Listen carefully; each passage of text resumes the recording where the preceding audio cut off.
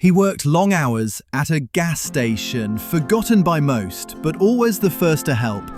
He gave sandwiches to strangers, paid for gas with his own money, and never asked for thanks. But wait, that same kindness? It nearly destroyed his life.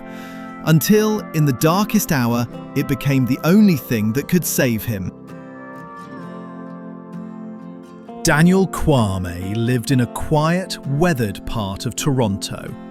One of those neighbourhoods where snow stayed long on the pavement, and people remembered your mistakes faster than your name. A Ghanaian immigrant in his early 40s, Daniel worked long, punishing hours at a run-down gas station on the outskirts of the city. The job didn't pay well, but it was honest work, and Daniel held on to it like a lifeline. His hands were cracked by the cold in winter.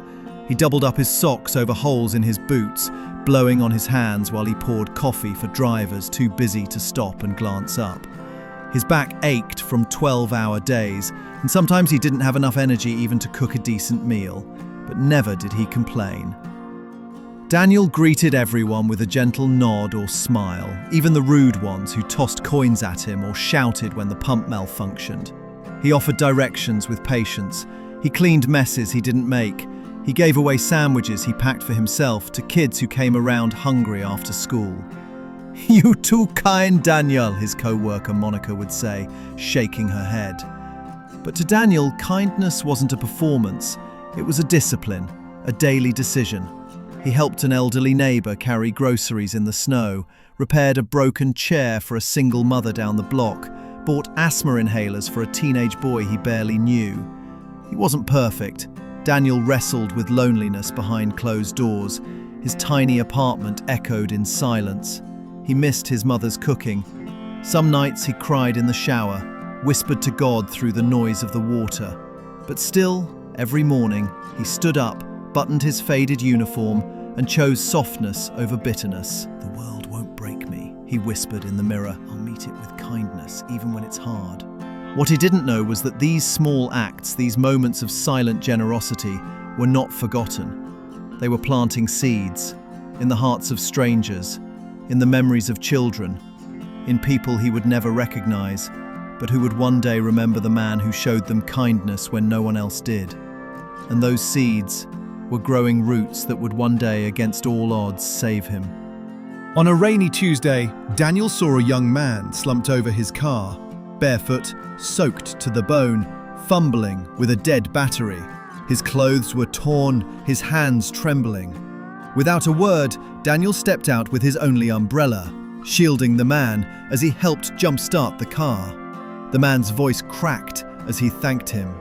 Daniel simply handed him a sandwich from his lunchbox, the only meal he had packed that day, and said, "Eat. You'll think better on a full stomach." Another time, a single mother came in, juggling 2 toddlers and an empty wallet. She whispered that she couldn't afford gas. Daniel didn't ask questions. He just quietly swiped his own debit card and filled her tank. When she broke down in tears, he gently touched her shoulder and said, "We've all been there. You'll be okay." Late one night, Daniel noticed a teenage girl pushing a broken bike near the back of the station. She seemed scared, glancing over her shoulder. He stayed behind after his shift to fix the chain, unaware that he'd just spared her from walking home through a dangerous neighborhood. On Christmas Eve, with no gifts waiting for him at home, Daniel walked the cold streets, handing out gloves, scarves, and socks he'd saved up for all year. He didn't post about it. He didn't expect thanks. When someone asked him why, he simply said, "Because they're cold. That's enough." People noticed. Quietly, the woman he helped spoke of the kind man at the gas station during church. The teenager told her school counselor about the stranger who made her feel safe. One day, a lawyer named Amal Noor filled up her tank and watched Daniel help a man with disabilities into his car. She took mental note of his name tag, but Daniel never did it for recognition. His joy came from the act itself. He believed change didn't start in headlines or politics. It started on sidewalks, in small conversations, in being there when it mattered. His story wasn't viral.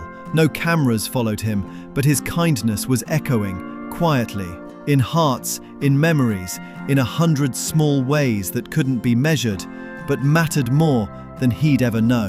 And those ripples were building, waiting for the day they would rise to meet him.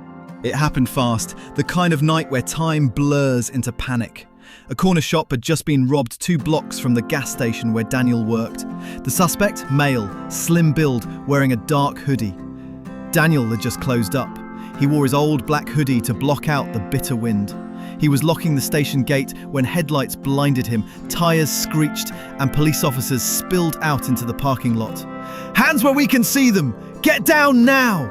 Daniel froze, his keys still in hand, confused, terrified. Within minutes, he was pressed against the wall, handcuffed and shoved into the back of a police van. His voice trembled as he tried to explain, "I've been at work all night. You can check the cameras, please." But fate wasn't kind that evening. The station's old CCTV system had glitched just hours before.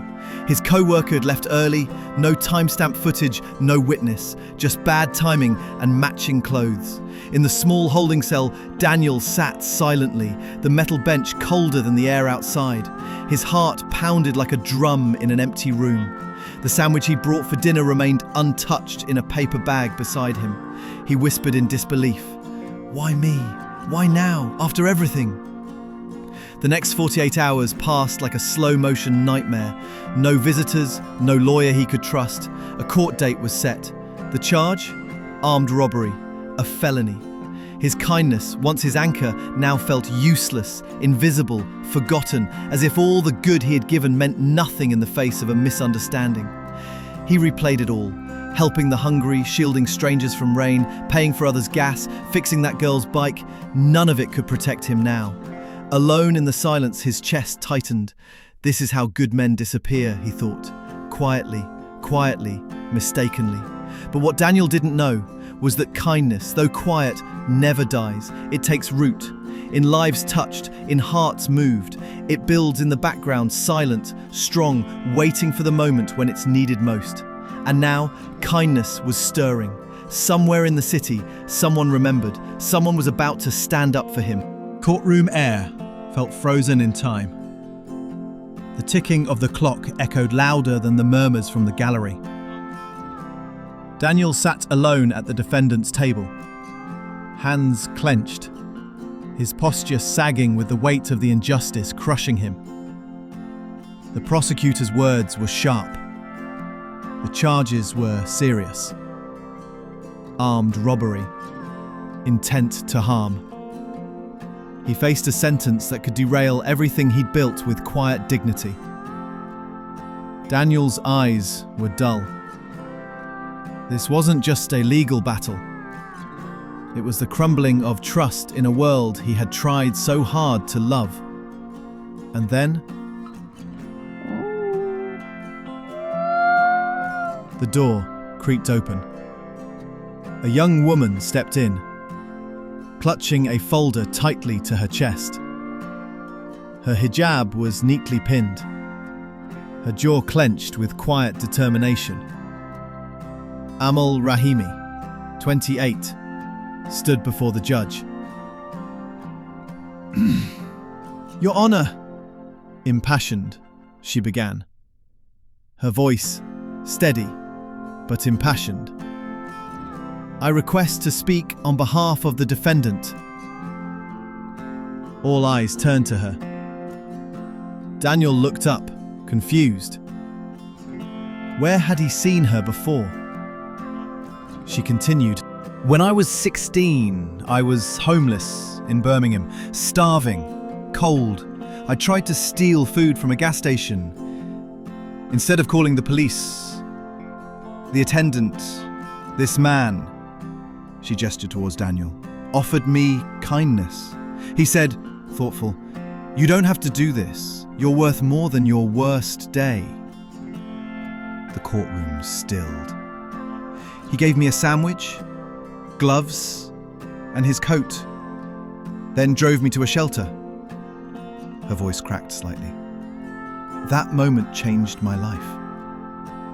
Amal then presented evidence the court-appointed lawyer had overlooked. Grainy but clear CCTV footage from a nearby pharmacy that showed the real suspect fleeing in the opposite direction. A time-stamped bus receipt placed Daniel at the station during the time of the robbery. Even a digital payment record backed his alibi. The judge, an older man with tired eyes, reviewed the documents carefully. Minutes passed like hours. Then, the gavel struck. Loudly! Charges dismissed! Mr. Kwame, you're free to go! Daniel didn't react at first. He sat stunned, his body trembling. He didn't cry when the words, "case dismissed," echoed. He cried when Amal walked over, smiled gently and whispered, whispering, "You saved me when no one else did. Today, I'm returning the favor." For the first time in weeks, Daniel breathed. Months had passed since the courtroom ordeal. The pain hadn't vanished, but something beautiful had grown from it.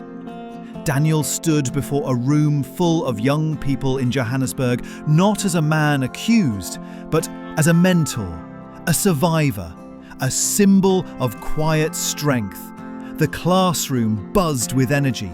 Some teens leaned forward in curiosity, others folded their arms, hardened by life, but they all listened. Daniel took a breath.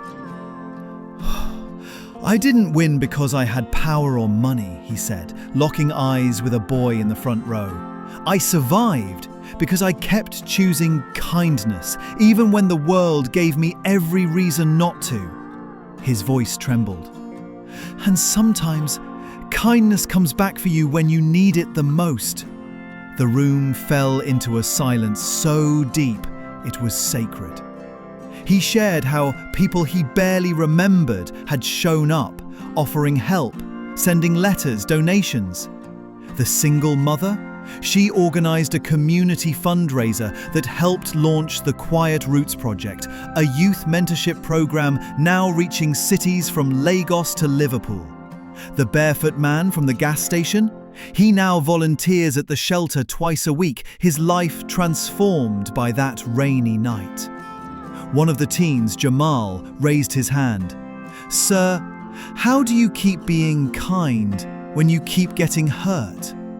Daniel smiled gently. "Because the world doesn't just need strong people, it needs soft people with strong hearts." His fingers traced the wooden podium, his voice growing steady with passion. "Be the one who plants trees you may never sit under. Do good, not because it's easy, but because someone out there needs hope, and it might come through you." The room erupted in applause. Some kids wiped away tears, others stood. The energy had shifted. Something unspoken had been healed in that space. Afterward, a grandmotherly woman, Mrs. Maseko, hugged Daniel tightly. "We need more men like you, son. You reminded them that being good is powerful." Daniel looked out the window at the orange African sky, overwhelmed. A man who had once been invisible now had a voice echoing across continents, not through fame, but through humanity. And somewhere, kindness bloomed again. The sun dipped low behind the Toronto skyline, casting a soft golden hue over the rooftop cafe. Daniel sat quietly, a warm cup of tea in his hand, across from Amal Rahimi. They hadn't seen each other since the trial. "I still remember the sandwich," she smiled, sipping slowly, "and the gloves, and how you looked at me like I mattered when I didn't even believe it myself." Daniel's eyes softened. "You did matter. You still do. We all do." The air was calm, but the moment was full of history, pain, hope, and healing. "I needed you to know," voice trembling, Amal continued, "that I've taken on 5 more pro bono cases since yours, because you reminded me of who I wanted to be when I became a lawyer." Daniel, "You just reminded me that kindness never really dies. It just waits for the right moment to come back." They sat in silence, watching the city move below them. Different lives, different stories, but all connected. Daniel's story isn't about perfection. He didn't have it easy, he wasn't always strong, but he made one choice again and again to stay kind, even when it hurt, even when it didn't make sense, and that choice saved him. Have you ever helped someone and forgotten about it, only for it to come back to you when you least expected? Or maybe, thoughtful, someone's kindness changed your life. Share your story in the comments. Let someone know their kindness mattered. Subscribe to Nup Stories for more deeply human stories that remind us the world changes one act of kindness at a time.